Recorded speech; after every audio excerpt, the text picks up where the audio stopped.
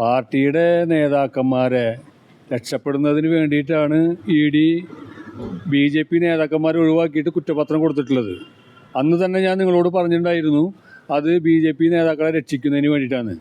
ഇന്നിപ്പോൾ ED ഉദ്യോഗസ്ഥനെ കശുവണ്ടി വ്യവസായിയുടെ കയ്യിൽ നിന്ന് 2 കോടി രൂപ വാങ്ങിയെന്ന് പറഞ്ഞിട്ട് വിജിലൻസ് കേസ് എടുത്തിരിക്കുകയാണ്. അപ്പം ഞാൻ ഈ പറഞ്ഞ കാര്യങ്ങൾ സത്യസന്ധമാണ് എന്നുള്ളത് ബോധ്യപ്പെടുകയാണ് പൊതുസമൂഹത്തിന്. ED ചെയ്യേണ്ട കാര്യം സത്യസന്ധമായിട്ട് ചെയ്യേണ്ട ഒരു പണിയാണ് അവർ പാർട്ടി നേതാക്കന്മാരെ രക്ഷിക്കുന്നതിന് വേണ്ടി ഇങ്ങനെ ചെയ്തിട്ടുള്ളത്. രണ്ടാമത്തെ കാര്യം, ഇതുപോലെ നിരവധി കാര്യങ്ങൾ ED എടുത്ത കേസുകൾ ഒന്നുമല്ലാത്ത രീതിയിൽ പോയിട്ടുണ്ട്.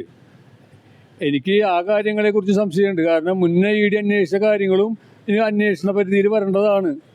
എന്തുകൊണ്ടാണ് ആ കാര്യങ്ങൾക്കൊന്നും വ്യക്തമായിട്ട് കേസും കാര്യങ്ങളും ഇല്ലാതെ പോയത് എന്നുള്ളത് പരിശോധിക്കേണ്ടതാണ്.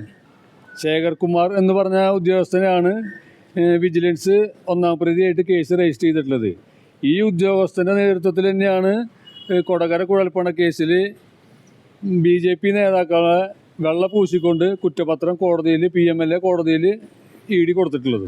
2 കോടി രൂപ വാങ്ങിയിട്ട് വിജിലൻസ് ഇദ്ദേഹത്തിൻ്റെ പേരിൽ 1-ാം പ്രതി ചേർത്തിട്ട് കേസ് എടുത്തിരിക്കുകയാണ്. അപ്പോൾ പണത്തിന് വേണ്ടിയിട്ട് പണം കൊടുക്കുന്ന കാര്യങ്ങൾക്ക് എന്തിനും ഇദ്ദേഹം കൂട്ടുനിൽക്കുമെന്നുള്ളതാണ് നമുക്ക് മനസ്സിലാക്കേണ്ടത്. എല്ലാ കാര്യങ്ങളും ഇങ്ങനെയുള്ളൊരു നിലപാടുകളാണ് പല കേസുകളും ഈ ഉദ്യോഗസ്ഥൻ ചെയ്തിട്ടുണ്ടായിരിക്കുക.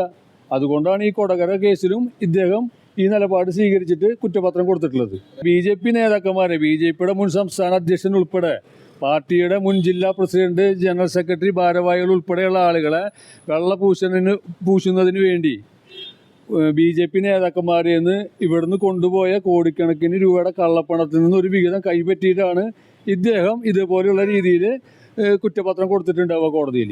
അങ്ങനെയാണ് ഞാൻ വിശ്വസിക്കുന്നത്. ഇതിന് മുന്നും ഇതുപോലെയുള്ള ED അന്വേഷിച്ച കേസുകൾ ആവിയായി പോയതിനെ കുറിച്ച് അന്വേഷിക്കണം. എങ്ങനെയാണ് അത് ആവിയായി പോയത് എന്നുള്ളത് അന്വേഷിക്കണം.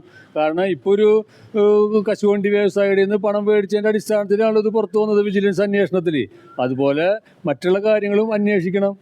അപ്പോൾ യാഥാർത്ഥ്യങ്ങൾ പുറത്തു വരണം. ഞാൻ എന്തായാലും സത്യം തെളിയുന്നത് വരെ ഇതായിട്ട് മുന്നോട്ട് പോകും. ഇദ്ദേഹം നേതൃത്വം കൊടുത്ത അന്വേഷണം നടത്തിയ എല്ലാ കേസുകളും വീണ്ടും അന്വേഷിക്കണം.